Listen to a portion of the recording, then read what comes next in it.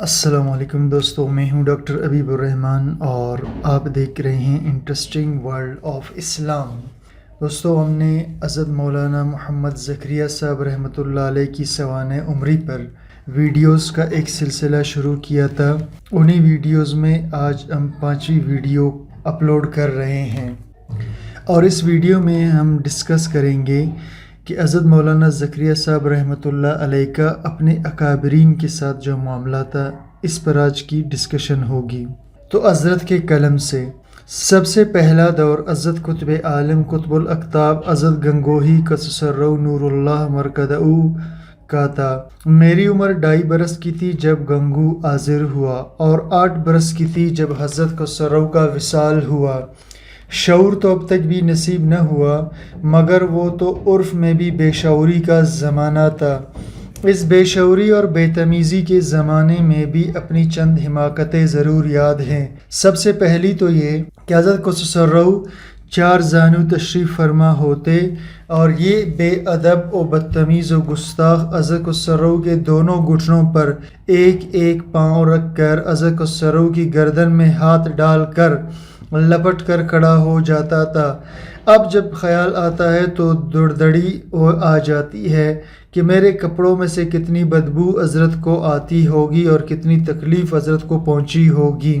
یہ بھی خوب یاد ہے کہ حضرت قدس سرہ کی معیت میں حضرت کے ساتھ کھانا کھانے کی کئی دفعہ نوبت آئی، اور حضرت چونکہ نزول آب کے مریض تھے، اس لیے حضرت قدس سرہ بہت آہستہ آہستہ نوش فرماتے، اور مجھے اس امر میں بدتمیزی کرنی چاہیے تھی، وہ کیا بیان کروں۔ البتہ چونکہ حضرت قدس سرہ کی صاحبزادی جناب الحاج حافظ محمد یعقوب صاحب کی والدہ ماجدہ برابر کھڑی ہوا کرتی تھی، اور ان کے باروب چہرے سے میں ڈرا کرتا تھا، اس لیے جب وہ ادھر ادھر ہوتی تو جلدی سے دست درازی کیا کرتا تھا۔ لیکن بعد میں بڑے ہو کر حضرت کی صاحبزادی صاحبہ کی براہ راست جو شفقتیں ہوئی وہ بھی بے شمار ہیں۔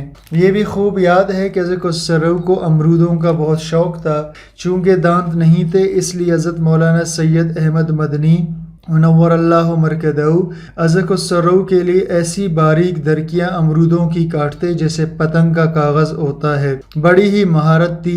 حضرت قدس سرہ کے سامنے جو کچھ بچتا اس کا واحد وارث میں ہی تھا۔ اس کے علاوہ حضرت کی چارپائی کے نیچے پھل، مٹھائیاں وغیرہ کی ٹوکریاں اور ہنڈیاں رکھی رہا کرتی، اور ان پر بھی چوری سے نہیں، اگر غصب سے کہوں تو بے محل بھی نہیں۔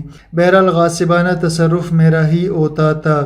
غصب میں نے اس لیے کہا کہ میرے والد صاحب نور اللہ مرکزہ اگر دیکھتے تو گورتے اور جھڑکتے بھی، لیکن حضرت مولانا سید احمد صاحب جو حضرت قدس سرہ کے اس قسم کی چیزوں کے منتظم تھے، ان کی طرف سے اذن عام تھا، بلکہ والد صاحب کے گورنے یا جھڑکنے پر میں اگر اس چیز کو واپس ڈال دیتا اور وہ دیکھ لیتے تو اٹھا کر چپکے سے اور کبھی ان کے سامنے بھی مجھے دے دیتے۔ حضرت قدس سرہ کے یہاں ایک معمول چائے کا مجھے اچھی طرح یاد نہیں کہ تھا یا نہیں، لیکن یاد پڑتا ہے کہ کبھی کبھی 2 حصہ دودھ اور 1 حصہ چائے کی ایک چھوٹی پیالی ہوتی تھی۔ البتہ صبح کے وقت میں 2-3 بیضوں کا نیم برشت ایک تکیہ بنا کرتا تھا، اور وہ بہت ہی عجیب چیز ہوا کرتی تھی اور بہت اہتمام سے بنا کرتا تھا۔ مولانا مرحوم 3 بیضوں کو تقریباً 1-8 گھنٹہ پرکی سے اس قدر پینٹتے کہ وہ پھول کر بڑا پیالہ ہو جاتا، پھر اس کو پکتے ہوئے گھی میں فرائی پان میں ڈالتے جس سے وہ بلا مبالغہ پھول کر چھوٹے نان کے برابر ہو جاتا، پھر جلدی سے اس کو بسترے کی طرح لپیٹتے جس سے وہ گاؤ تکیہ معلوم ہونے لگتا، جو اندر کی طرف سے تو بالکل کچا اور اوپر سے چھلی کی طرح پکا ہوتا، بہت ہی لذیذ ہوتا ہے۔ اس میں سے 1-2 چمچ تو حضرت قدس سرہ نوش فرماتے، باقی سارا گاؤ تکیہ اس عقیر و فقیر زاہد عن دنیا کے حوالے ہو جاتا۔ اکابر میں کوئی ہوتا تو 1-2 چمچہ بطور تبرک ان کی خدمت میں پیش کیا جاتا۔ حضرت قدس سرہ کو ٹھنڈے پانی کا بڑا اہتمام اور شوق تھا۔ گرمیوں میں حضرت کے لیے بعد ظہر اولے کا شربت شورِ کلمی میں ٹھنڈا کیا جاتا۔ 15-20 منٹ تک حضرت مولانا سید احمد صاحب نور اللہ مرکزہ ایلومینیم کے ڈبوں میں اس کو ٹھنڈا کرتے، اندر کے بند ڈبے میں شربت ہوتا اور باہر کے کھلے ڈبے میں شورا۔ وہ 15-20 منٹ تک اس کو گھماتے جس سے وہ برف سا ہو جاتا۔ وہ اندر کے بند ڈبے کو بالکل صاف کر کے کہ کہیں اس کے اندر اثر نہ رہ جائے گلاس میں حضرت خسرو کو پلانے کے لیے نکالتے اور باہر حضرت خسرو کی خدمت میں پیش کرنے کو لے جاتے اور 1/4 کے قریب اس ڈبہ میں خاص طور سے سیاکار کے لیے بھی چھوڑ جاتے۔ حضرت خسرو کے گلاس میں جتنا بچتا اسی میں میرا والا حصہ ملا کر مجھے مرحمت فرما دیتے۔ ایک دفعہ حماقت سوار ہوئی، مولانا رحمۃ اللہ علیہ تو حضرت خسرو کو پانی پلانے باہر تشریف لے گئے اور اس حریص اور لالچی نے ان کے آنے سے پہلے ہی شورے سے وہ ڈبہ نکال کر منہ کو لگایا۔ اندر کا شربت تو دیر میں پہنچتا اور باہر جو شورا تھا وہ سب سے پہلے منہ کو لگ گیا، جس سے سارا منہ کڑوا اور خراب ہو گیا کہ تھوکتا تھک گیا۔ اتنے میں مولانا تشریف لائے، میری حالت دیکھ کر ڈانٹا کہ ایسی کیا گھبراہٹ تھی، میں تو آ ہی رہا تھا۔ کئی مرتبہ کلی کرائی، پھر وہ بقیہ شربت پلا دیا۔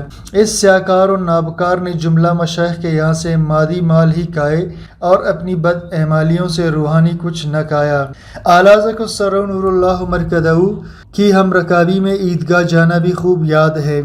ایک پالکی میں سرہانے کی طرف حضرت خسرو ہوتے اور دوسری طرف یعنی پاؤں کی جانب یہ سیاکار بیٹھا ہوا کرتا اور بڑے بڑے مشائخ درس، اکابر، صوفیاء، محدثین اس کو اٹھانے والے ہوتے۔ 10-12 آگے ہوتے، 10-12 پیچھے اور 200-250 کا مجمع ادھر ادھر۔ تشبیہ تو اچھی ہے نہیں مگر کوئی اور لفظ سمجھ میں نہیں آیا کہ جنازہ کی طرح اس سے ایسی جلدی کندھا بدلتے کہ میں بیٹھا اس منظر کی سیر کیا کرتا۔ خانقاہ سے عیدگاہ تک نہایت آہستہ خرامہ وہ پالکی چلتی اور ہر شخص کو تمنا ہوتی کہ مجھے بار بار یہ سعادت ملے۔ ہمت والے نوجوان تو 2 نمبر بھی لگا لیتے جس کو میں دیکھتا رہتا اور ضعفا ایک آدھی چکر لگا پاتے، مگر چونکہ اہل تواضع اور احترام کا خاص منظر تھا اس لیے دوسرے آنے والے کے بعد پہلے والے کو اٹھنے میں ذرا تحمل نہیں ہوتا تھا۔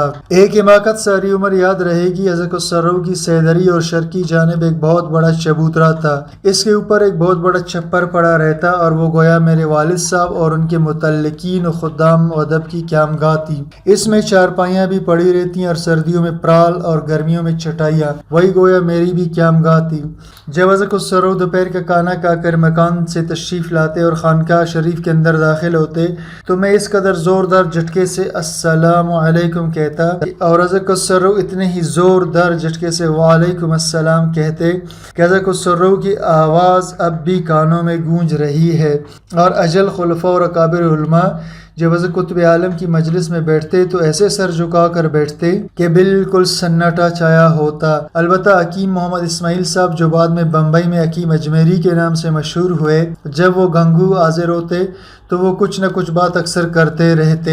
یہ حضرت صاحبزادے حکیم مسعود صاحب جن کا گدیدار موڑا حضرت خسرو کی چارپائی کے قریب پائنتی کی جانب ہوتا، یا میرے والد خسرو ڈاک سنانے کے لیے تشریف لاتے اور بہت چھوٹے سے بغیر گدی کے موڑے کو چارپائی کے قریب لا کر اس پر بیٹھتے اور ڈاک سناتے۔ اس کے علاوہ بڑے بڑے اکابر معمولی موڑوں پر ایسے چپ چاپ آہستہ دبے پاؤں موڑوں پر آ کر بیٹھتے کہ آہٹ نہ ہو، اللہ یہ کہ خود حضرت خسرو کسی سے مخاطب ہوں تو وہ نہایت عجلت سے، نہایت آہستگی سے، جس کے اندر آواز نہ ہو، موڑے کو قریب کر کے بیٹھتا اور جواب دیتا۔ ایک مقولہ حضرت خسرو کا میں نے خود تو نہیں سنا مگر میں نے والد صاحب اور چچا جان ہر دو سے سنا جو آگے آ رہا ہے۔ حضرت خسرو مکان سے کھانا کھا کر جب تشریف لاتے تو خدام مکان سے خانقاہ تک پیچھے آیا کرتے۔ وہ حضرت خسرو کے سیدری میں تشریف لانے پر اپنی جگہوں پر واپس لوٹ جاتے تھے۔